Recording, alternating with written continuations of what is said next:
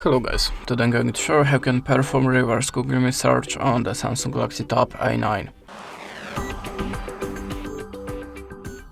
So on this device you have Google Lens in the Google Photos app, so let's start from opening this app. If you don't have it, just install it and let's run it.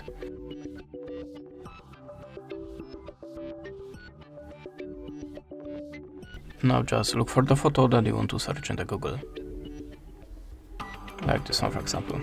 Now click on the Google Lens icon and whole process starting automatically, and we are looking for similar or the same objects in the Google Picture database.